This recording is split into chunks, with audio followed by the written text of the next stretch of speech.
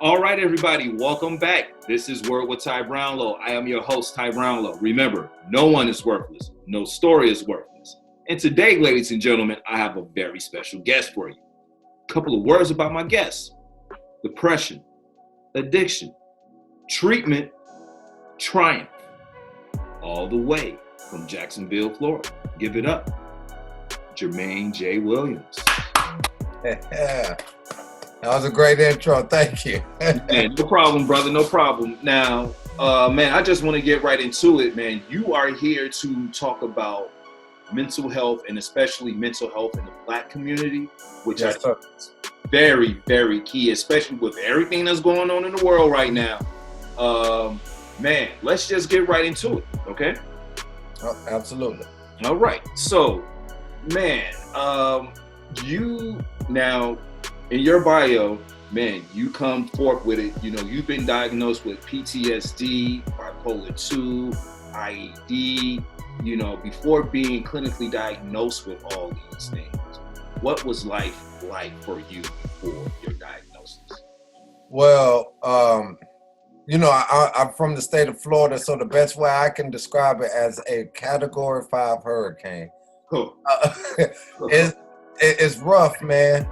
A lot of things that a lot of people go through, they don't probably realize, but it stems from some kind of mental illness. And one thing people have to realize is that mental illness don't mean you're crazy, don't mean you're weird, don't mean none of that stuff. It improves your quality of life. IED, for instance, intimate explosive disorder, is it's a disorder where you overreact or overblow your top over something very small, and then you feel bad with depression, then you come back to apologize, and then after the apology, you're still down on yourself. So you could be stuck in that quicksand for a week. Life is still spinning and you neglect certain things. So it's a combination of so many things, of anger, depression, but it's wrapped into one disorder. And, you know, you throw that in with the PTSD, you throw that in with the bipolar 2, or whatever else anybody else may have going on. You do things in your day-to-day life and you don't know why you do them, but you can always find out the stem of certain problems in your day-to-day action when you analyze and treat your mental health. So to answer your question, before I got diagnosed with this disorder, I was confused about a lot of things. I always wonder why am I like this? Why can't I break this?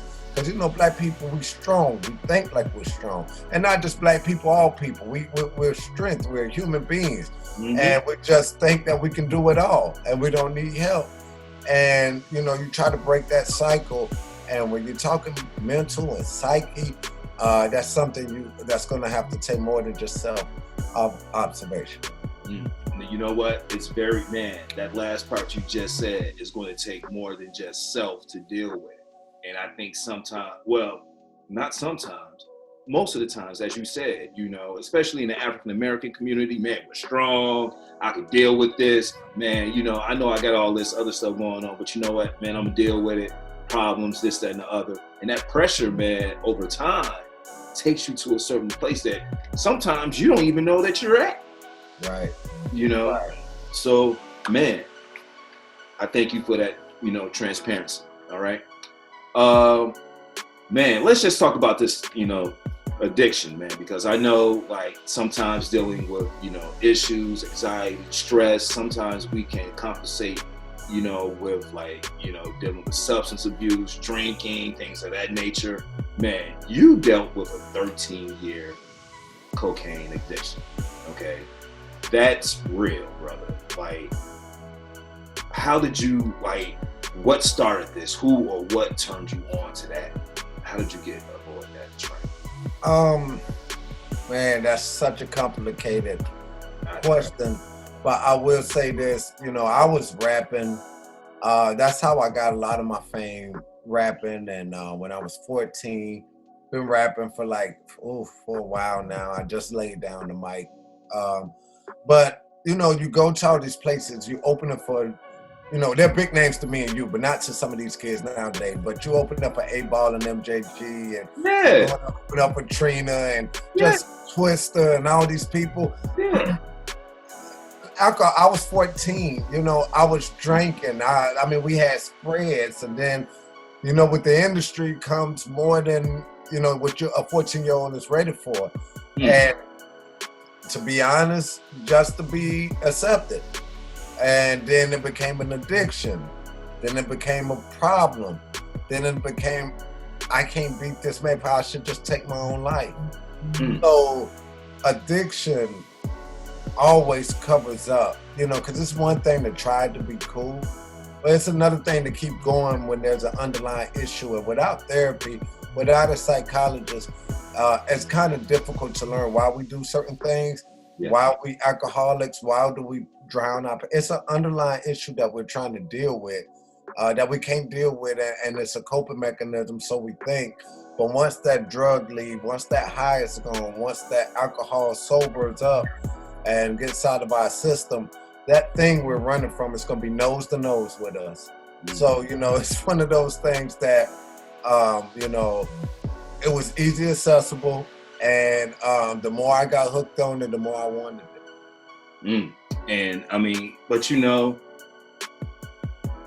once again, I'm gonna say it, you know, and I'm probably gonna say it a couple of more times. I thank you for your transparency, because you're talking about 14 years old.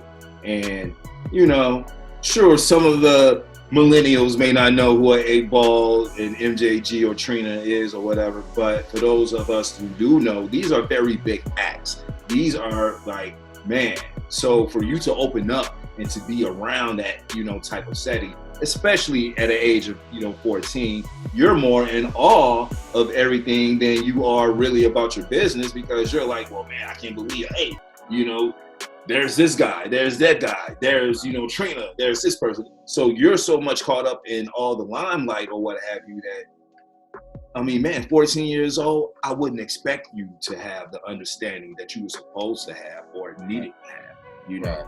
And, you know, man, you're talking about in the music industry, sometimes to have like a guardian angel on your side, man, you and I both know that is rare.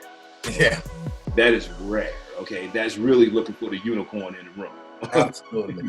Okay, so, man, I thank you for all that, brother. I really do, I really do. So let me just ask, you know, just, you know, staying with all of this, what was your awakening reality check? Like, what was the moment for you, like, you know what, I gotta get some professional help. This ain't really working. I need to go talk to somebody. Well, that, you know, I tried rehab before, and it didn't work for me. It works for a lot of people. Actually, I was about to just kill myself. But I had a moment with God, and I went to church high. I was drunk, and, you know, just coming from that music industry that's prideful, you know, I believe in God, but praising, worshiping, and losing it, I just cared about my pride and appearance too much. But it was to that day when I went to church and I heard the voice of God. And I'm not like one of those big people like, oh, I heard God. I mean, it's the only time that he said, if you want to be done with this forever, you have to praise me like you never did before. And that's exactly what I did. The 3 straight praise and worship songs, praise, cried, mucus running down my nose, just crying out. And I haven't touched nothing since then. And that was after failed rehab. That was after a failed attempt at all kind of things. You know, when you're addicted, you try all kind of stuff. Hey, when I get paid this time, I'm gonna give all my money to my grandmama, and that way I know I ain't gonna blow it on drugs. You gonna find an addict gonna find a way to get what he wants. You know.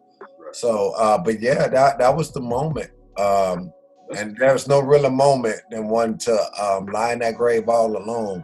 That's when you know it's time. It's time to get right. So, okay. Well, hey, man. Look.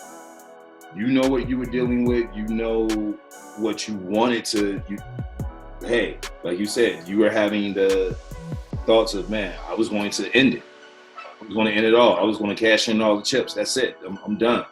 But the fact that, you know, you had that, you know, awakening and, man, look, this is what it is, you know, and that's something that, like you said, rehab and all that other stuff just couldn't, you know, allow you, you know, to get past. So, all right. Thank you, brother. Thank you. Now, man, you seen, you know, the light, you going through, you know, the dirt and all that, man, coming out on the other end of all this turbulence in the back. How are you helping change the negative stigma that surrounds mental health? Well, I'm doing things. I started a nonprofit called CARE is the Cure. Okay.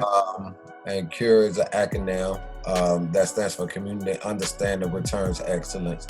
And I put on a mental health summit where I bring in clinical people who are addicted, who beat drugs, people who are struggling with it. Mm-hmm. And we all just sit down and have a town hall meeting about how to get help. And we invite in all kind of people. I'm currently studying for my CRPS. That's a Certified Recovery Peer Specialist, to become a peer recovery specialist. Mm-hmm. Help people, you know, that's going through what I went through, you know, and so I could be their peer to help them with that. I've wrote an article for Blavity. I've been given different interviews. I go speak. I go to rehab centers. So I'm doing all I can. I'm putting the face for, hey, I'm Jermaine Williams, activist, rapper, author. I have bipolar 2, IED, I suffer from depression, and I'm still a man and a human being. I'm a real person. And there's no shame in it. The only shame that comes is when you let your mental health go untreated. Word. Hey, brother. That's real. Thank you. Real. I mean, no, man, that's real. Like, those are real words, or as the kids would say, real talk. But that's real talk, you know? And I mean, man, like, you just coming from that place to open up, man, like, you just have to tip your hat to that. Thank you. So now let's just talk about what's really going on out here right now. You know, there are those who are having a very hard time dealing with life, pandemic, job, so everything, you know. Some people are going to slip back into a negative space, and they're going to cope with it with bad habits. If you have any words of wisdom for these people right now, what would those be? Oh man, I would just try to find new habits. The best place to be when you're suffering in mental health, as a place like that we are, depending on where you were politically, either you had a great last 4 years or you had a terrible last 4 years. There's a transitioning going on right now. Right. No matter what side you're on. And then there's a pandemic and people losing their jobs, and Christmas time is coming up, and suicide rate almost quadrupled during this time of year. Mm-hmm. People have to identify the self-care. If you don't want to go get a psychologist, you don't want to go, go to therapy. Self-care is 50% of fighting this mental health battle. And when I say self-care, that means identify something that you enjoy doing. Not like playing tennis or basketball, but just something that's you don't have to get up to go do, that's accessible to you, that brings a smile to your face. I know it sounds corny, but me, I love to go on YouTube and I like to search. I'm laughing because it's corny, but it helps me. I like to search where celebrity surprises their fans, and their joy puts a smile on my face. And I tell you what, back in the day when we were children and they used to say it takes more muscles to frown than it does to smile, I tell you what, a smile can do so much. And it sounds cliche, but it really can. And then that smile, it gets your body, it turns everything differently. You know, the mind, it begins to spark happy emotions. Then it puts you on an even playing field. And now you can look at things with a happy mindset instead of a depressive mindset. And even if it's basketball or if it's whatever it may be, find your self-care, something that doesn't involve, that'll bring more trauma. Shopping is not a self-care, because if you don't have money and you like to shop to make yourself feel better, once that feeling go down and that you check that person, you see you ain't got money, then you're gonna be right back where you started. So find the small things, video games, just identify self-care and work on it. There you go. All right. There you go. Identify self-care, work on it. Shopping is not one of those, people. No, absolutely not. Please don't do it to yourself. So look, man, we're gonna change course a little bit. We're gonna talk about some of the stuff you got going on, man. I checked your bio, checked your website. Let's talk about your documentary. What was the inspiration for it? Tell us about it, and how can we see it? Well, like I mentioned, how God really saved me from my addiction. What kind of man would I be if I just go live great, raise my family right? I mean, I'll be a successful man, but I don't think I will be doing God any justice. God didn't give me deliverance for me to sit with my deliverance. That's selfish. So I wanted to tell my story. I wanted to just take the mask off or shed off all the, look good, feel good, and let you know exactly what I've been through, because I know I don't look like what I've been through, but I'm going to tell you and show you. And that documentary is for anybody who's going through anything, man, whether it be addiction, mental health, abusive relationship.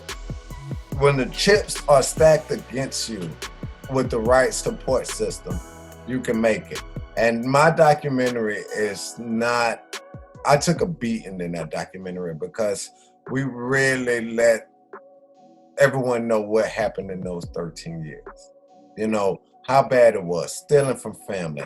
I mean, I'm rarely heard from in that documentary. It's my family telling the story. It's my friends telling the story. I learned a lot from what they were thinking. I didn't even know they were thinking of some of these things when I was going through it. And I was able to watch it, and I was like, wow. My addiction affected a lot of people. Mm-hmm. But, some of that stuff was hard to watch and hear. But, if you're going to help people, then it is what it is. You did it. You're better now. Mm-hmm. You take those, you take your losses with pride and turn them into, from losses to lessons, and take those lessons and share them with the next man, so they don't even have to go down that path. Hey man, look here, sometimes an ugly truth can lead to a tough conversation that would lead to you actually seeing the situation better than what you did before. Absolutely. Yes, sir. So, hey, that's what that sounds like, what you just went through all that. I mean, man, there you go, So look, let's just talk a little bit. 2020 has been, I don't even know what the word is to describe 2020, but it's been something. Okay, it's been an ordeal for a lot of people. A lot of people can have a lot of negative words to say about 2020, or a lot of negative incidences to say about 2020.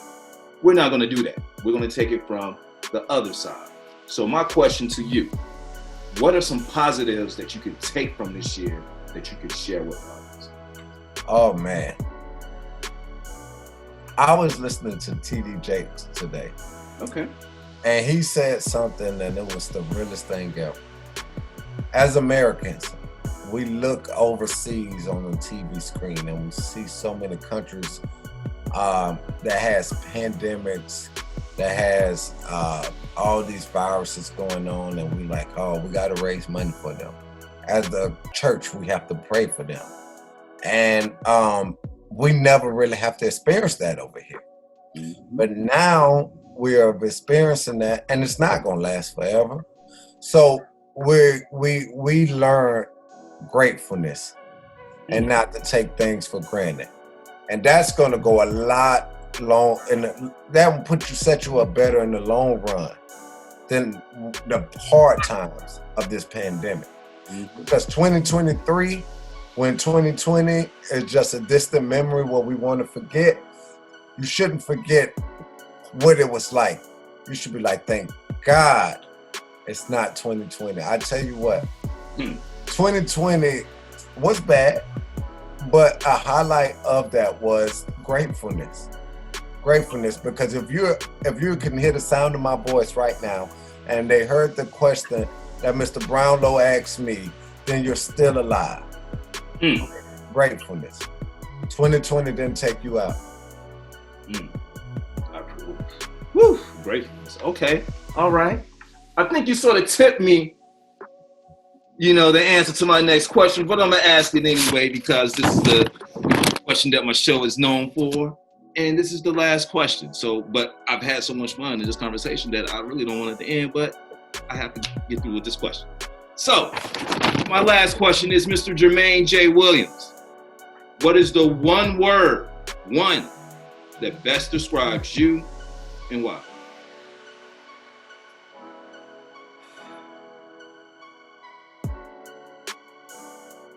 I want to say gratefulness, but but I'm not going to go with the obvious. I'm going to say sobriety, because sobriety means everything to me. Now that I'm sober, I'm the most dangerous, lethal to the devil and to the things that's plaguing our people. A focused mind, sober mind. So sobriety, something I wanted for so long. And as of the 30th of November, I celebrated 5 years of that sobriety. Sobriety is the word that I want to be known for. You put it on my gravestone. So. Nah, man, you know what? Man, I'm going to put another word with that. Illuminating. Absolutely. You gotta have a light to shine, all right? You've been through what you've been through. Man, you've come out. Man, you still here. You still talking. And you're here to be an example for others. And sometimes, man, you just have to shine that light for others to see, hey, I know everything it is that you're going through. Hey, trust me, I've been through it. You know what I'm saying? I can lead you to I can lead you a different way. Man, just come talk to me. Come, holler at me. Do anything or what have you. But I like it. Sobriety. Okay, that's what's up. So, if anybody wanted to get in contact with you, how can people get in contact with you? How can people find you? Facebook is Jermaine J. Williams. YouTube, Instagram, and Twitter. That's all Maine the Baptist, one word. Maine the Baptist, spelled exactly how it sounds. Okay, all right. That's what's up, man. Ladies and gentlemen, once again, this has been Word with Ty Brownlow. I am your host, Ty Brownlow. You can follow me on social media on YouTube, Facebook, and Instagram at Word with Ty Brownlow. You can also follow me on Twitter, Ty Brownlow TV, or you can go to my website, tybrownlow.com. Get this wonderful interview plus other interviews as well. Mr. Jermaine J. Williams, I thank you for being my guest today. I thank you for your, transparent words and just you being transparent with us as well. Man, peace, brother. Thank you for having me. Thank you for all that you do. No problem.